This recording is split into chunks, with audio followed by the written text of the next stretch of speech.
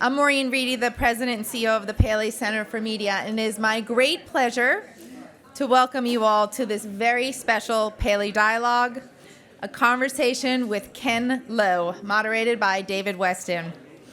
Ken, I am very proud to say, is a board member of the Paley Center for Media and is Chairman, President, and CEO of Scripps Network Interactive, a company he has built into one of the world's fastest growing and most successful creators of unique cable television brands. Home and Garden Television, HGTV, Property Brothers, one of my favorites, Food Network, and the Travel Channel. In 2016, he turned HGTV into the United States' third most watched cable network. It will be great to hear from him just how he has gone about creating channels that appeal so directly to their audiences, whether it is new, younger viewers or international audiences in places such as Singapore, New Zealand, Canada, the Middle East, North Africa, and even Poland.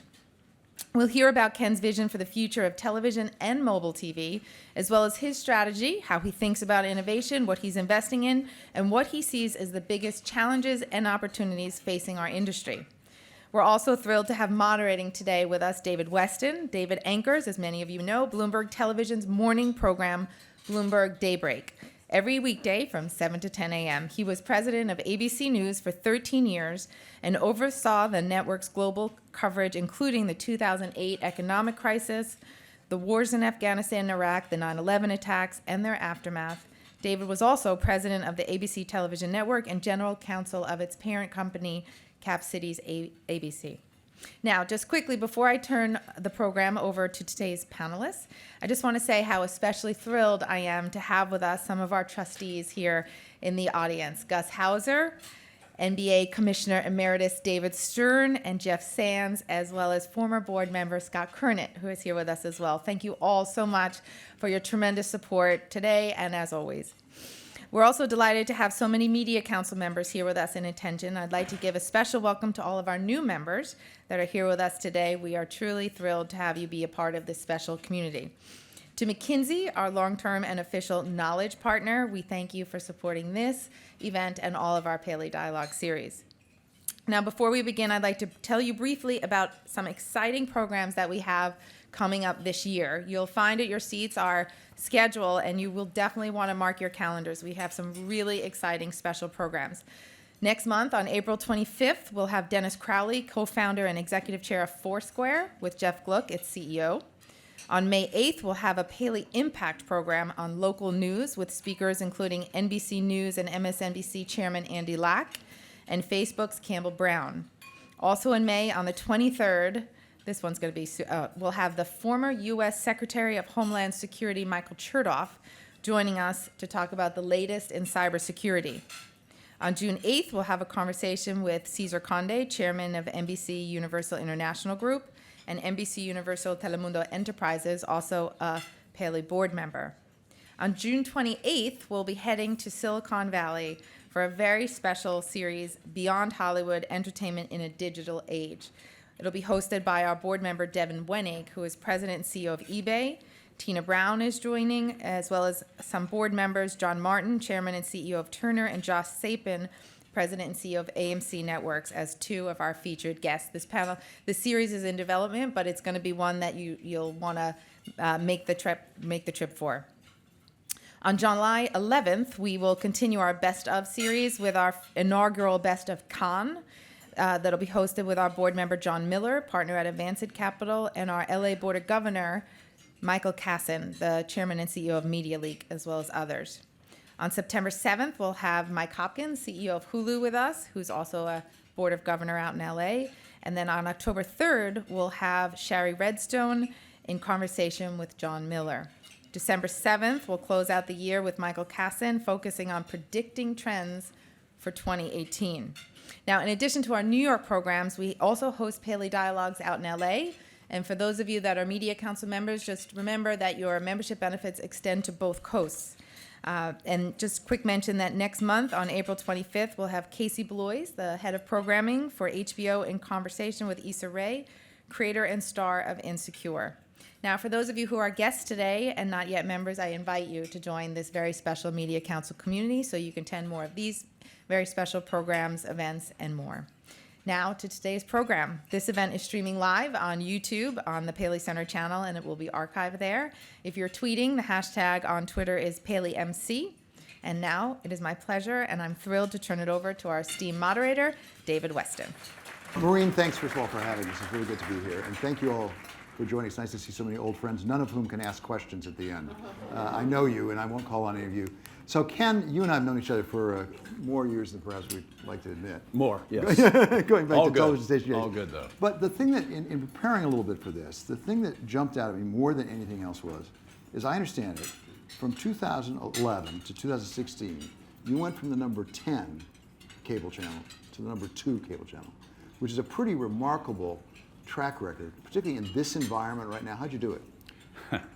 Well, first off, David, thank you for being here, and Maureen, and a lot of the trustees, which I'm delighted to say I'm a part of here at the Paley Center, and have been for a while. It's a wonderful repository. If you don't know that much about it or haven't had a chance to attend some of our events, please do so. And it is good to see you, and now I get to watch you in front of the camera. Yeah, too much. Which is kind of a juxtaposition from where we were together for many years. Look, I think if you look at the landscape, just to put it right out front, I mean, we're in an environment where households are going down as far as TV and cable households, anywhere from 1% to 2% average on a yearly basis. We've got skinny bundles, we've got a lot of transformation / opportunities. Ironically for us, David, it's been not all that sexy and glamorous. It's continuing to do what we started out 24 years ago, and that is, very simply, create compelling lifestyle content. It is targeted primarily to women, upscale women. This is the 10th straight year HGTV is the #1 cable network for upscale women. And thank you, David. He knows that category extremely well. And you know, to stay on focus. I mean, years ago, our chief operating officer, Burton Javelin, came up with a very simplistic way of saying we're about the 3 I's: ideas, information, inspiration. And maybe inspiration is the most important. So you staying on point and trying to reach our target audience on every platform where they are, trying to get there ahead of them, trying to be there when they arrive, and then doing it all in an environment that is free of violence, sexual innuendo, and believe it or not, that's critically important for an upscale women audience, to make sure that we are resonating with them in ways that they can relate to the content. And the last thing I would say is, again, it sounds simple. It's a lot easier than trying to do billions, like Matt does, believe me. But I think people tend to look at what we do and go, well, you know, they're doing food and they're doing home, they're doing travel. That's pretty simple stuff. On the surface, it is. If you start peeling back the layers, it's a lot about relationships, brother to property brothers, husband and wife, Chip and Joanna Gaines, about the kids, about the family. And I think a lot of people can relate to it because they look at the screen and they say, oh, I can see where he's not happy with the furniture she's picked out for this room and vice versa. As a matter of fact, how many of you in the room have ever gone through a remodeling or, God forbid, a building project? Just raise your hand. How many of you still have the original spouse that you started with? It's a very daunting and sometimes stressful thing. So to watch other people go through it, and then to be able to sit back in your own living room and, quite frankly, have some escapism. One of the reasons I think we've been successful is the world has gotten more complicated, and I hear this all the time. People say, you know, I go around, I look at the other networks, then I'll come to yours because it's almost my second choice. It's safe. I can let my kids walk in the room. If you're a mother, you can watch it with your daughter and learn how to cook, and on and on and on. So it's a lot of just being who we are and doing what we do while the world around us changes, but it's never been more challenging. So let's probe that just a little bit. That was pretty modest on your part, but most people, I think, would agree that the basic cable service is flat, if not declining. That tide is no longer rising the way it did through the 90s and the aughts. And yet you've been fighting against that. And there are other people who've had a vision and have executed who are not doing as well. I mean, let's be honest, I'll pick on one of my old shops, ESPN. I mean, ESPN is one of the most, about the most valuable media property in the world today. And yet even they are really struggling a bit. Yeah. So what makes you different? Is there something structural that allows you to do that? Well, let's just take ESPN for a second, because I don't think it's apples and oranges a little bit. I remember years ago when I was creating HGTV, at the time I was running the broadcast group for Scripps. And I remember having to sit down and deal with Roger King when we'd come in and say, okay, I've got Oprah, Wheel, and Jeopardy, Ken, and it's going up 27%. By the way, if you're not interested in paying, I'll take it across the street. And then I remember years ago reading an interview, Desi Arnaz talking about the decision to own his content. So when we launched HGTV, I said, the one thing I'm going to do, whether this sinks or fails, is we're going to own the content, which in 1993, 94 was a bit of a different model. Producers weren't happy with it. They were used to licensing and getting it back. But in a way, we created a lot of our own producers because we were doing different type of programming, and it wasn't, to the scale of, what Matt does and what some of the other folks do, especially in scripted. So now we own 98% of our content. The key is, ESPN is at the mercy of sports rights. So no matter how good a job they do, there's this big sports right issue out there continuing to grow, continuing to expand. And when I look at some of the challenges we've had over the last several years, is we don't compete against sports, but we sure as hell compete against the sports piece of revenue that gets taken out of everybody's wallet when it comes to paying your satellite or your cable bill, because a lot of that is going to sports rights. So in the case of ESPN, you don't really control your own destiny. Somebody else is saying, this is what you should pay. And David did a phenomenal job, at the NBA. But at some point, all this gets rationalized a little bit, right? And we'll just have to see where that ends up. For us, 70% of our revenue is advertising. These were built as advertising models. I have to tell you, when we started with HGTV, Wall Street Journal wrote an article and said, E.W. Scripps company based in the Midwest decided to launch a cable network about home. Can't wait to see a network about grass growing and paint drying. And the truth of the matter is, it was a very small idea, but what's the old line? Think small will get big, think big will get small. Everybody tended to ignore it. It was like, let those guys in the Midwest, they'll fall on their own sword, this will never work. But what we were actually doing was going after a category of advertising that was completely dominated by print at the time. And I went to the E.W. Scripps board. We own newspapers and televisions, and I stations, and I thought the only way I can get across to these guys is presented on their terms. So I held up newspaper sections. In the front section, I'd label CNN and the sports ESPN, and I held up a home and garden section. I said, guys, there's no home and garden section from the newspaper. They went, yeah, it's great. Here's 25 million, kid, go launch this cable network. But they really didn't know what the hell, they'd given me what we were supposed to be doing. But they totally underestimated the fact that this was going to be an advertising-based network. And when we bought Food Network in 1997, it was 10 years free to the cable operator. People maybe tend to forget that was a total advertising model. Flawed, because the idea was, believe it or not, in the original pitch with food, is you're going to have a printer at home and you can print out coupons to take you to the grocery store, but we're going to totally be dependent on advertising. So for us, it's a two-edged sword. I'm not happy about it, but our sub fees are fairly modest, David. But we're an advertising model. Our content is built for advertising. It's built for breaks that the consumers watch our commercials, believe it or not. They're highly engaged. We like to say they do what they view.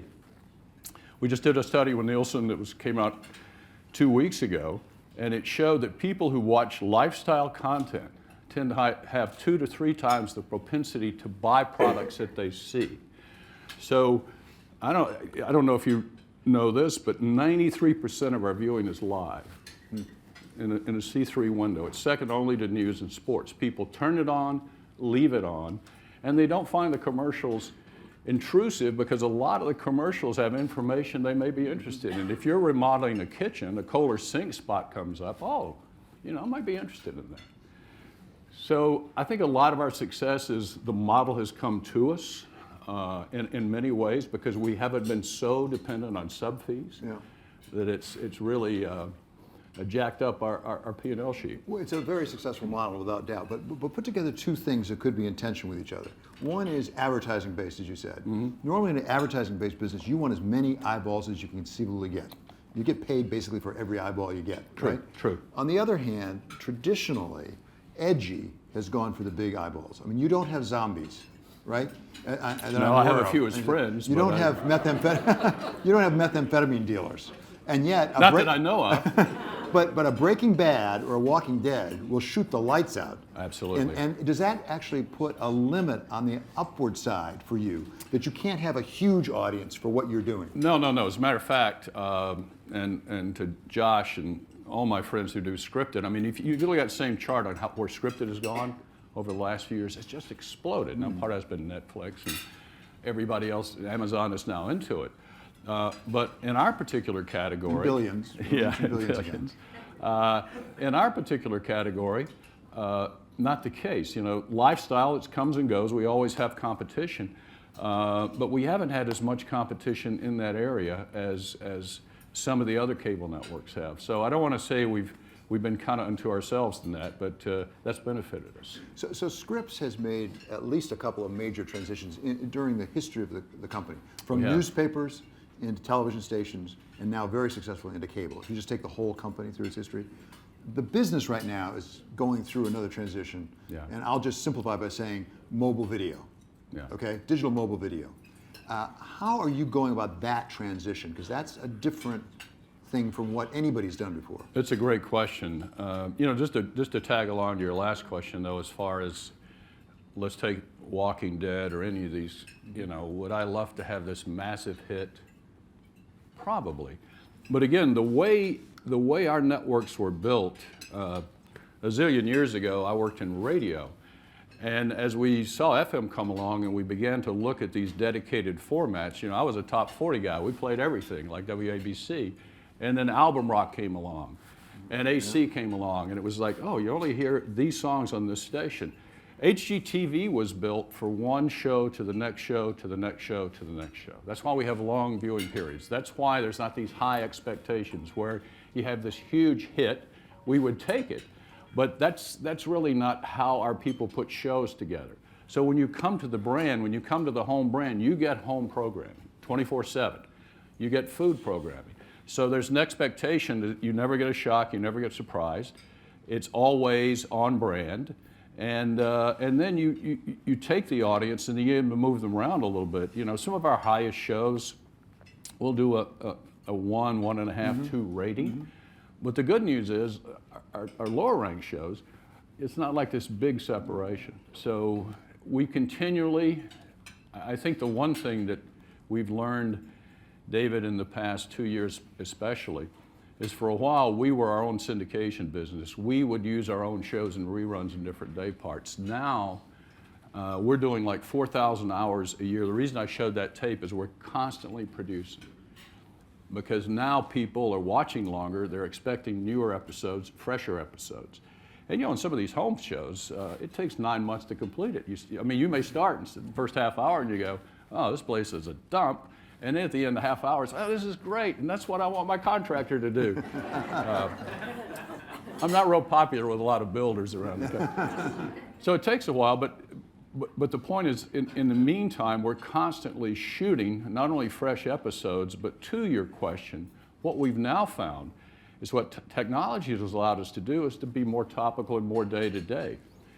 We started a thing called Scripps Lifestyle Studios a couple of years ago where we do short form video. And then it's mostly crews 30 years and younger. And last year we did about almost 3,000 short form videos. In the first quarter of this year, we're already almost to that level. And they stream on Facebook, they stream on Snapchat, we're partners in all of those. So what we're doing now is taking our content to these other platforms in shorter forms. And a little bit like, it's probably not a good analogy, but if you go back to the E.W. Scripps days, and you look at those newspaper monoliths, and you look at the broadcast television stations, and when I came in to pitch my little idea for a cable network, it's like, okay, this little thing, yeah, go ahead. It's not going to amount to anything. Now I look at it and say, you know, all this digital video, this short form we're doing, I mean, we got all the success with the linear networks. This could really amount to something. So we're really ramping up. We've gone from 5 billion views in short form video to already 2.6 billion just in the first quarter of this year. We're putting a lot of emphasis there. And we can do it topical. I had some folks over at the Food Network kitchen the other night. Some of you in the room have been here. It's a fantastic place. It's where we do all our recipes. Pardon me. I can't tell you how many recipes we test there for both the magazine with Hearst, all our television shows, all our websites. But you know, we've got this big, massive studio. We spent millions of dollars building at Chelsea Market. And we got camera crews, and we got lighting crews, and we got talent, and we got the chop set. And over in this corner is a kid with a harness and an iPhone doing a Facebook live stream. And you couldn't help but be somewhat stunned at the irony that we're streaming to 200,000 people right now, right? And this is going to take us X amount of time to produce, to create, to post. So, and especially in our categories, it's a real opportunity for us. So to your point, we're starting to touch millennials. They don't really get interested in watching our content until about 30. But I tell you, if you look at our research, you can have a millennial who goes, I never watch that stuff. I don't watch television. Get married, have kids. Boy, I'm addicted to HGTV, watching the Food Network. So, you know, we don't try to go where our linear television networks won't take us, but we're starting to do that more with mobile and digital, and we think that's a huge opportunity for us. What you're describing is two very different environments, not just the way it gets produced, but the way it gets consumed. On the one hand, you're describing basically back in the olden days when the schedule made a difference. You could launch a program on network television. When I was running network television, you put it, you know, right after a very popular program and get it launched. Right. Those days are really eroded, if not gone, in network television prime time now. More you say it's still true at HGTV. Jump over to your mobile video. You're not launching out of a program schedule. That's a very different creature. Well, what's interesting is when people watch these shows, probably one of our most successful shows right now is this couple in Waco, Texas, of all places, who built the show Fixer Upper, Chip and Joanna Gaines. And just to give you an idea how popular it is, wonderful people, beautiful kids, live in Waco, Texas. They built in their own little backyard this ranch because Joanna now has got a furniture line, and 25,000 people a week are making a trek to Waco, Texas to visit their Magnolia farm. In person? In person. Yeah, it's the damnedest thing I've ever seen. Wow. Well, part of it is they want to get connected. They want to meet them. They're very genuine people. They sell their products. It really is. It's that experience. We're hearing a lot about experiences in life you want now. So some of it's the journey. We have people that actually, believe it or not, they will map their vacation to go to some of the same diners, drive-ins, and dives that Guy Fieri goes to, in hopes that maybe they'll meet Guy Fieri. I mean, there are really a lot of addicts out there, but they're about the categories. They appreciate Joanna Gaines' ability to design things and the passion they have for their family. What we found is we'll use streaming video live behind the scenes as we're shooting shows at these locations. You know, what's Guy Fieri doing when he's not tasting this food?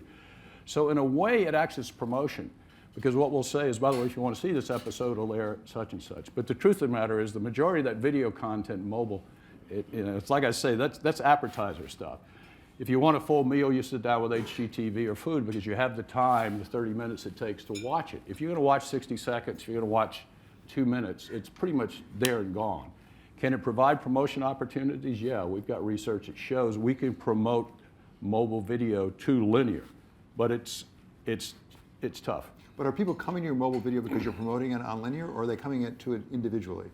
Individually. What we found. How do they find it? How do I know that it's on my smartphone? Well, I hate to say this, but we're not of the generation that.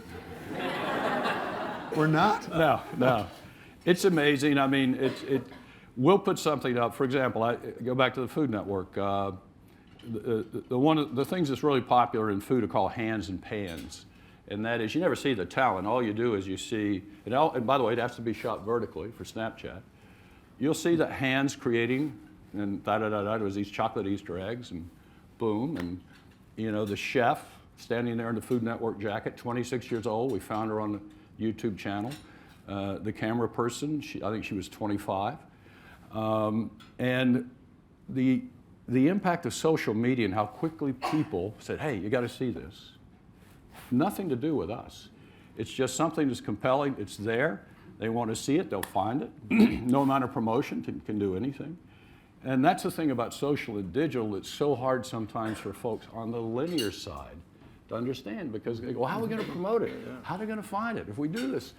And no, look, it'll work. So to your point, anytime you have, and we're 23 years old, so we're a mature company. So how do you keep reinventing yourself? How do you keep, this freshness, this newness?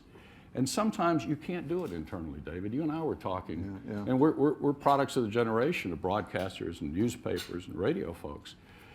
The turbulence, the change was coming from outside. And in many ways in our business, the biggest change has truly been Netflix, but it didn't come from industry insiders. And the AM guys didn't revamp FM. And broadcast television really didn't have a lot to do with the creation of cable. It was a lot of entrepreneurs. ABC Sports looked down its nose at ESPN for years. Yeah. Didn't want anything to do with it. Yeah. That was a joke, Yeah. And look at where they ended up. There is no ABC Sports anymore, in case you didn't notice. But you just mentioned Netflix, and it brings to the question of the motor on your business. You had a deal with Netflix. You don't have it anymore. We did. Why is that? Well, for one thing, it wasn't a huge deal for us. I mean, lifestyle was a small part of Netflix. Again, you go to Netflix for big time stuff, right? Now, as an industry, I think I'll just speak for myself. If we had to do it all over again, I don't know that a lot of us would have sold the content, the amount of content we did to Netflix. Because there's an old business line, never let them up off the mat. Yeah. We don't only let them off the mat, we gave them a lot of content. And at the time, you heard a lot of guys like me say, oh, well, we're making money, we're licensing our content. But you're licensing your birthright. For us, quite frankly, it was very much about, we have a dual revenue stream model, and 70% of it is advertising. There's no advertising over there, right? We have advertising relationships with Facebook, with Google, with other folks, but it was purely just a play where we're getting paid for our content. And then quite frankly, I didn't want to go to Comcast, I didn't want to go to distributors and say, oh, you guys are carrying Netflix, you need to carry us and make sure you continue to pay us. Well, why do that, Ken? I can already get your stuff over on Netflix. So it was a pretty easy decision, it had nothing to do except that they're a competitor, and why give a competitor your content if you can have better value in your own ecosystem? So if Warren Buffett were here, we'd get to a discussion about the motor on your business. You describe a very compelling business model. What's going to keep a Netflix, a Google, an Amazon from saying, you know what, that's the thing we should do is not lifestyle. Let's go after that hard. Nothing. I remember years ago, and I won't say the name, I went to a major magazine publisher. This is before we launched HGTV. And I said, look, you got this incredible home magazine. How about buying a piece of the network? And these are very smart people, but it was like, no, you don't understand, Ken. We're in the magazine business.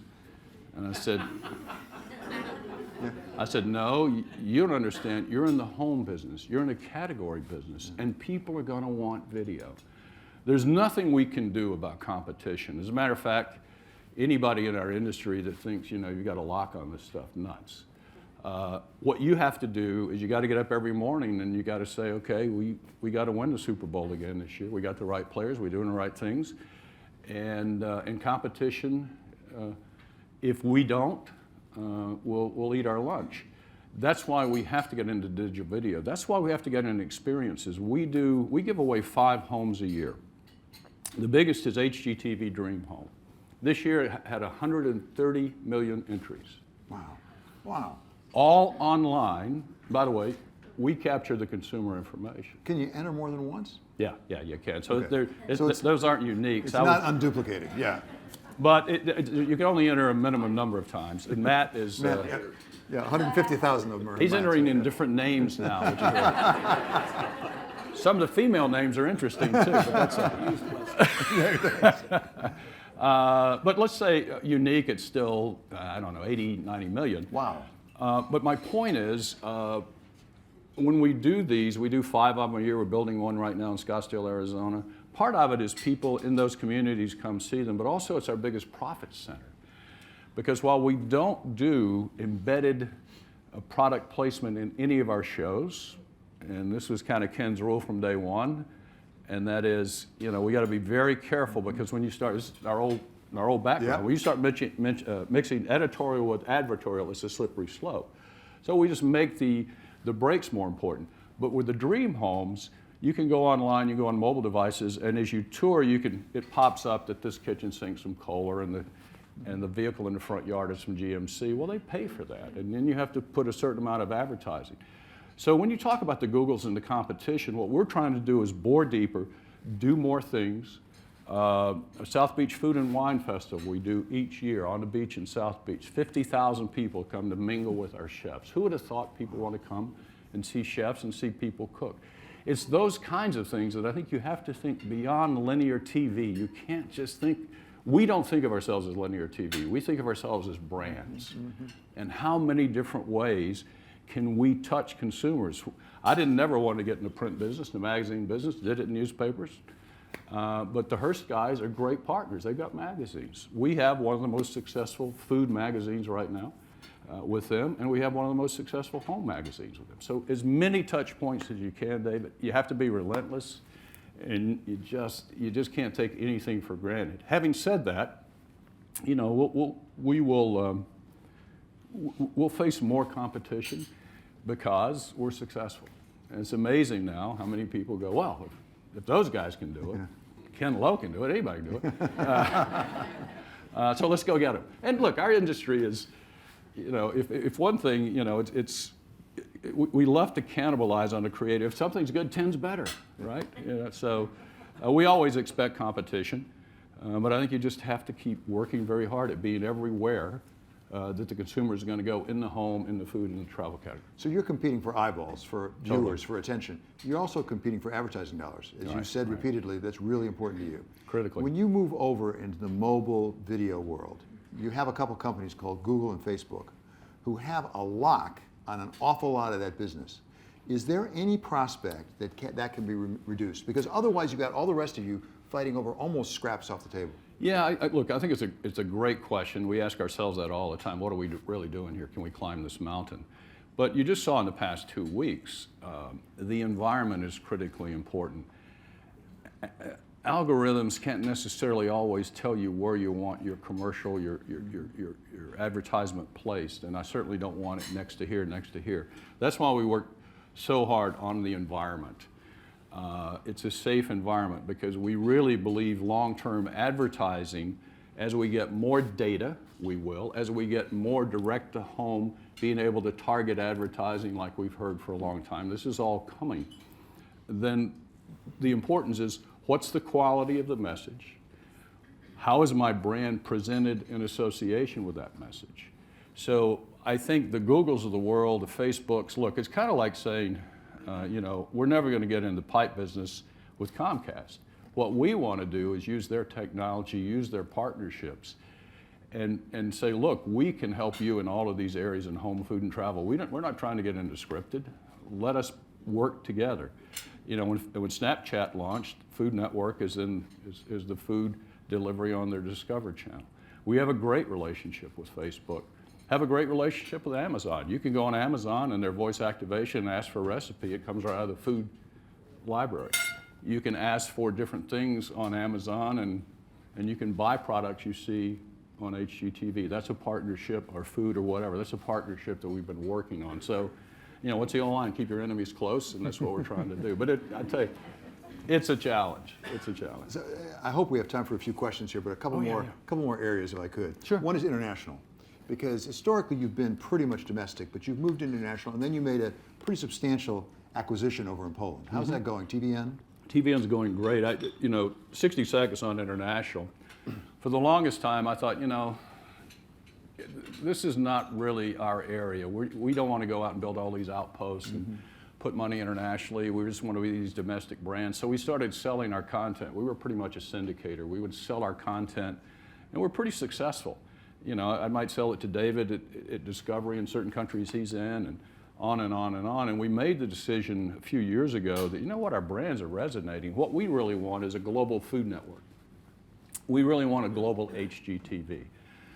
We don't want to go out and, you know, try to do these big international positions that a lot of other companies. And then TVN came along, and TVN is almost like an NBC or a Fox of Poland. 12 channels, it's the 24-hour news channel, the 24-hour business channel. And the great thing is they have the same model as us. They own their content. They produce a lot of their content. And you know, Poland is only second to Germany in GDP growth the last 20 years. It's got an incredible workforce, higher per capita of college graduates in the United States. It's a phenomenal country to do business.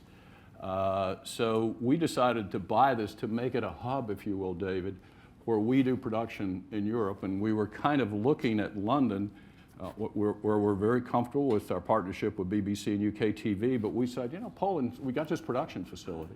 And that really was how we started our cable networks. It's doing extremely well.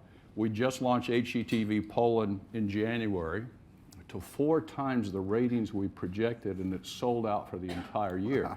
Now HGTV Poland, and this is what we have to do though, is Poland. It's all Poland. You know, it's not us taking our content and exporting it. It's not one more time Americans are rolling in and say, we think you guys will really like our content.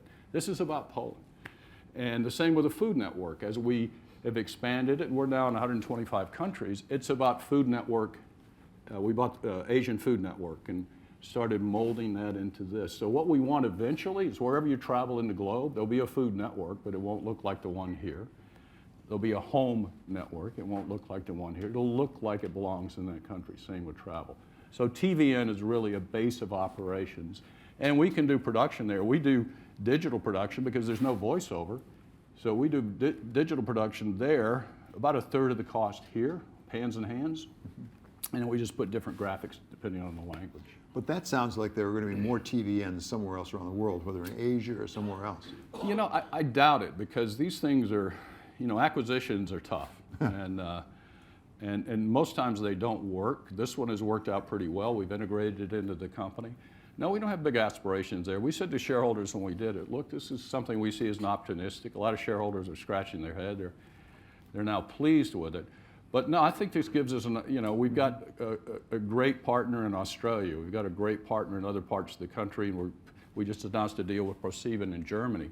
So we don't have to go in and own everything like domestically. We just want to get our brand out there and like I say, have a global collection of these lifestyle networks. And then you can imagine, if you want a food network recipe or a food recipe anywhere in the world, it comes from one of our repositories. Mm-hmm. That's our long range plan. Mm-hmm. So finally, before we open it up for some questions, consolidation. We can't get together and talk about media without talking about consolidation regularly, right?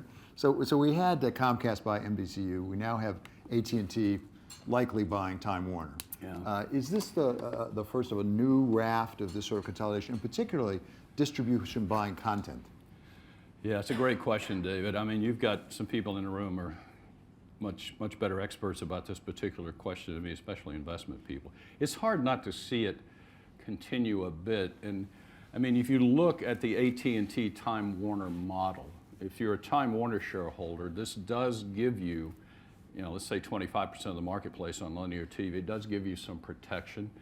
And when you think about a lot of the things that AT&T is going to do in mobile and does 1 and 1 equal 2, you have to wonder, if you're Jeff and you're sitting there, what are the upsides of just being by yourself going forward? Having said that, you know, I used to kid that, because we go to these investor conferences for years, and people go, Ken, nice little cable network group you got, but you guys are going to get bought. I mean, you just can't survive. You can't grow. You can't be successful being small. And of course, fortunately, we proved them wrong. But it's almost like going to bed at night, and you get up in the morning, and somebody's put a for sale sign in your front yard of your house, and there are people knocking on the door. Is this for sale? I don't know. I do think we can survive very nicely, but it's going to become more challenging if consolidation does continue to ramp up. But you might ask that of some people in the room. Matt got opinion about it. He sits at a company that almost consolidated and didn't consolidate. So who knows? My old boss, Tom Murphy, used to say, everything's for sale at the right price. Yeah, That's true. a practical matter. Well, And he sold to Disney in the end. The one interesting thing, and it's firm grasp of the obvious, about a lot of content companies, family controlled. Yeah. You know, the Dolan's, AMC, the Scripps, you go down the list, Disney and Hearst at A&E, Malone and the Newhouse family. So, as I like to say, a lot of this is tax planning. Well, that sounds like John Malone. That sounds like John Malone right there. That's right. And it's at a much higher pay grade than me. You know? But as you look at the possibility of consolidation and buying or selling, whether you're a buyer or a seller, does the current climate in Washington make that more likely? I mean, very specifically with the FCC, which right now, today, the reports that they're really taking a new look at cross ownership, taking a new look at how they calculate the total amount of coverage you have for television stations in the country. Right. Likely there'll be further deregulation that the President Trump has really talked about a lot. Or more broadly about antitrust and things like that. Does it make it more likely the prices go up? David, I'm probably not the best person to ask the question. Right now, though, I mean, if you look at what's going on at the FCC, maybe some of you were at the J.P. Morgan conference, and I heard Randall Stevenson and Brian Roberts talking about this. And Brian said just before the election, there were 8 regulatory bills in front of the FCC in one form or another that if they passed, in his opinion, would have a very dampening effect on Comcast thinking about investing, And Randall said the same thing. And right after the election, they completely went away. Mm-hmm. You know, Trump, non-Trump, partisan politics out of it. I come from an area where, less deregulation, if smart, is usually better. Mm-hmm. And it gives a free market a chance to expand. I know the old days, I remember we couldn't buy a television station if we had a radio station in a certain market. And even today, some of the newspaper restrictions on television is somewhat antiquated. So I think it probably just froths up the business world a little bit as far as what the FCC is doing. Can they go too far in some areas? Yeah, it could be an open discussion here in privacy areas and things like that. But it's certainly a non-regulatory environment right now. And right now, I don't look at the market totally from that standpoint, but business is pretty good right now for a lot of us in this room. Okay, so Maureen, do we have time for a few questions? Is that all right? Okay, let's open it up for some Q&A, please. Yes, please. So wondering about how you're thinking about the disruption, the potential disruption of the Internet of Things, where the advertising loop is somewhat closed. Yeah, look, I think it's a heck of a question that a lot of people haven't thought a lot about. I just saw, maybe you did too, that Amazon, when did they announce this, yesterday or today, that they'd like to see Cheerios and a few cereals bypass Walmart. That's scary stuff, right? Because that is closing the loop. It's like you don't need to go anywhere. But right now, I think as long as there's compelling content, I mean, all we've heard for the last decade is, okay, these guys are coming, Google and Amazon and Apple, they're all getting into content. Content's gonna be like music. You guys are all gonna be out of business. So, well, Amazon just announced with YouTube, they're gonna do an MVPD. So I think consumers are gonna continue to demand different touch points. So as you start to hear these closed loops, there are different points in history where you can go a little too far. You can get a little too greedy. I worry about it, but if I look at my age and how long I'm going to be here, I don't worry about that. Yes. As you look at stuff like, As you look at things like BuzzFeed Food and House, Tasty. what are the things that have surprised you in the last 5 or 6 years, and that you've actually copied, or are you culturally, like Facebook, say we'll copy in a heartbeat? It's a great question, Scott. I can't remember how many years ago, we created a thing called Designer's Portfolio. And I'll make this a short story. We were really excited about it, got it launched. If you go back and look, it's almost the blueprint for House. And it's the old line about having ideas at the right time, knowing where you are on the arc. I think the important thing for us is you can't do everything. So therefore, a Tasty is going to come along, and some of these, and by the way, they come out of nowhere, and they come like this. I mean, I can't believe how many people are already saying, well, Snapchat is over. It's done. And there was just a study that came out, Nathanson just said, this is only 1824, and they don't buy a lot of cars and things like that. So this stuff, what was a statistic I read recently? Of all the companies created today, 50% will be out of business in 5 years because of technology changing things dramatically. There's nothing we can do about technology. So I think for us, it's as the Tasties and the Tastemates, and we're an investor in Tastemade, and we're an investor in Refinery 29 and on and on. We're trying to learn about these models, but the speed at which they change and which they can impact things, and sometimes you have to pull back and just say, wait a minute, let's be calm. Is this really going to, kill our business, or can we survive it? And that's the thing I talk with our board about. For example, if sub fees went away completely, Brian Roberts, if you're listening, I don't expect that to happen. We still have a decent business. Wouldn't have the margins, Scott. 70% of our revenue is advertising. So if we can still get into enough homes, and by the way, to David's point earlier, we don't have to get into every home. We have to get in the homes that want to see our content. And that's where targeting, that's where data, that's where pinpoint precision marketing, I think, will come into play. So I don't need 100 million households. 100 million households does not watch HGTV and food. This many, got to get them there and then really pour it on and maximize the CPMs. And then the other things I want to sell them, or partner with Amazon where they want to sell them, things like that. But, as somebody said recently about medical care, this is hard stuff. That's right, exactly. It's impressive, yes. The microphone's coming. Just hand him the microphone. That'd be great. Thank you. Ken, when you talk about young people, as a father of a 15-year-old, an 18-year-old, and a 21-year-old, and I watch how You're that old now, Chuck? I'm not old, John. Okay. You watch how they change how they view from the device that David was talking about to the big screen. Has progress been made from a data perspective for your industry in tracking people's audience across these platforms? So someday, if your content's in all of them, you can monetize it? Or I hear you talking about it in a way that suggests to me they really are going to be quite different systems. That the video on demand system in the hand is going to be very different than the big system. Has progress been made for you? No, not really, John. I mean, for example, when we get people registering for Dream Home, right now we have an ongoing panel, 25,000 people a month. Doesn't sound like a lot, but more than Nielsen. And we're constantly talking to those folks. And we're trending, what do you buy in the spring? What are you doing? And we use that, if you will, as a little bit of the ingredient in how we eventually put the soup together for a lot of our networks. Our problem is, and this is where I'm so envious of Netflix, is we get as far as a set-top box, and I have no idea what happens on the other side. Mm-hmm. Now, in some of the new deals you're hearing about with distributors, we're starting to break that wall down. And quite frankly, I think as an industry, we're very antiquated in holding on to information and data that Google and everybody else is killing us with.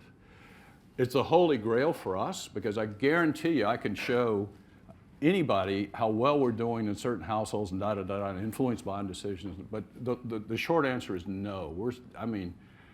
I would have thought, if you'd asked me this question 10 years ago, we'd be so far down the road. But look at Canoe. Look at, when the cable operators tried to put together, there's still not the cooperation on that side. So, to David's point, maybe out of consolidation or some consolidation, you see more cooperation. But data, it's this big term that by the time you get down to the bottom, what does it really mean, and what do you do with it, and how you use it? For us, it's the holy grail.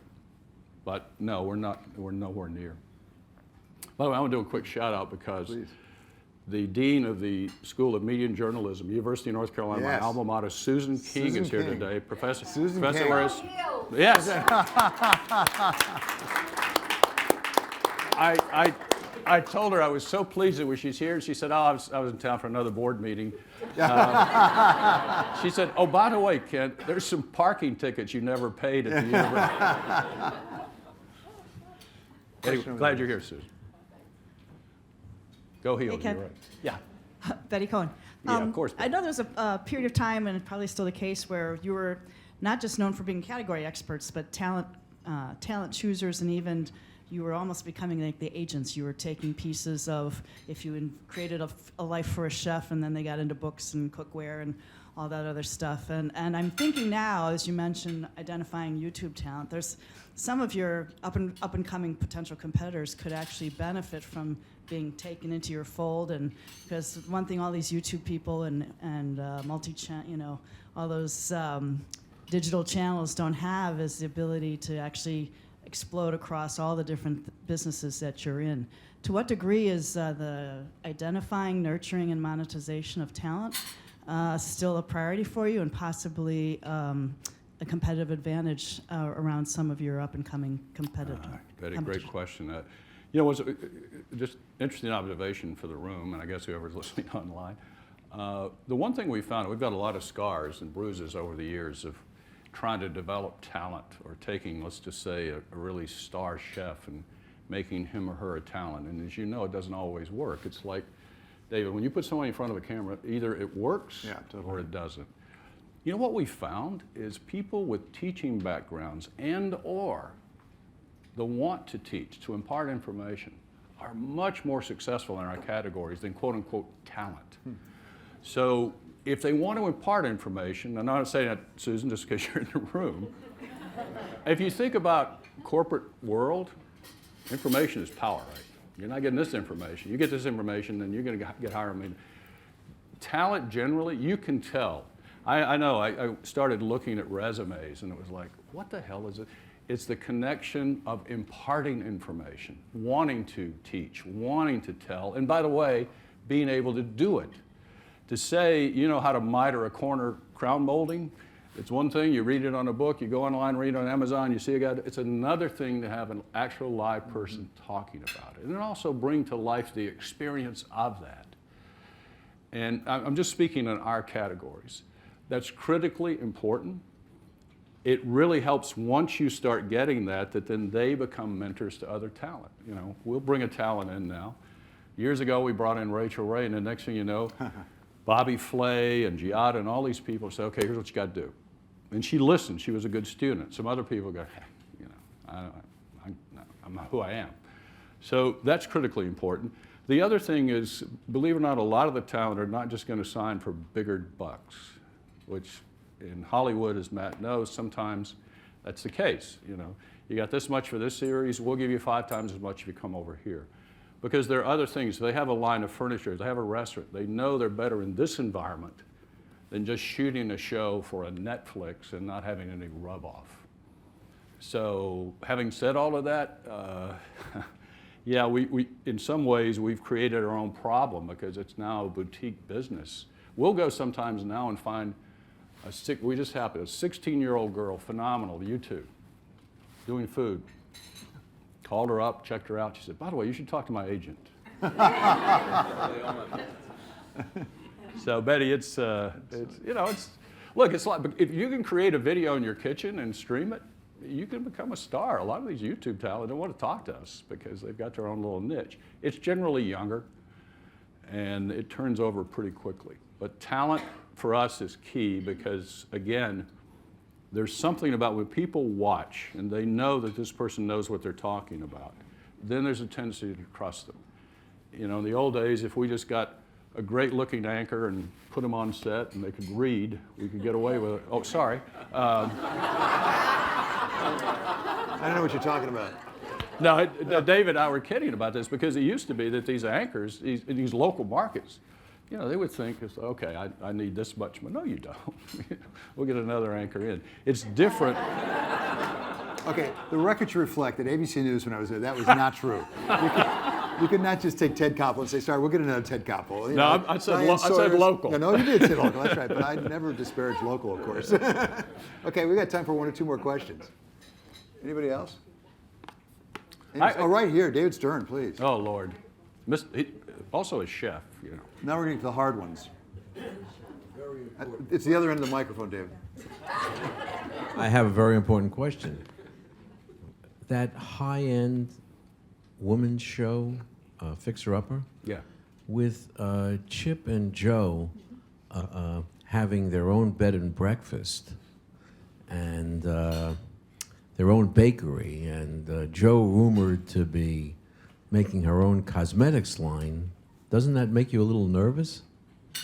Well, David, I'll reverse the question a little bit. You know, if LeBron James wants to get into this, and wants to get into that, and wants to get into that. I mean, in a way, we want Well, to then make the answer them, is he can do whatever he wants to do. and it's pretty much my answer, and is you can take them to a certain level. You know, you can't control all aspects of their life. I remember not that many years ago, we said, my gosh, we're creating talent here. We're going to sign them to everything. We're going to lock them down. You do a book, you do a restaurant, we own a piece of it. And that lasted for about 2 years because talent going, you know, it's just not a good partnership. The truth of the matter is, what you worry a little bit about is them getting too distracted and trying to get into too many things. And we've seen talent, David, you know, go from very successful to, you know, flame out. But the truth of the matter is, you know, they're going to do whatever they can do to be successful and make money. So a long time ago, we just said, this is what we want you to do. You do TV for us. Chip and Joe, if you haven't seen the show, they redo these homes in Waco, Texas. Now there's a boutique business of people that have bought these homes, putting on Airbnb. You can come and stay in a home that's been rehabbed. And they're, you know, they don't own those homes. You know, so it kind of, one leads to another. By the way, what a great couple, great people, great family. And you know, if we had more like that, and we do, it really enhances the business. But you can't stop people from being successful, obviously. Well, I think the one thing we've learned for sure is talent is difficult, right, Kate? That's been my experience. Talent's very difficult. I'm working on getting to be difficult. So, Ken, thank you so much. It's Thank really you, David. good. Yeah.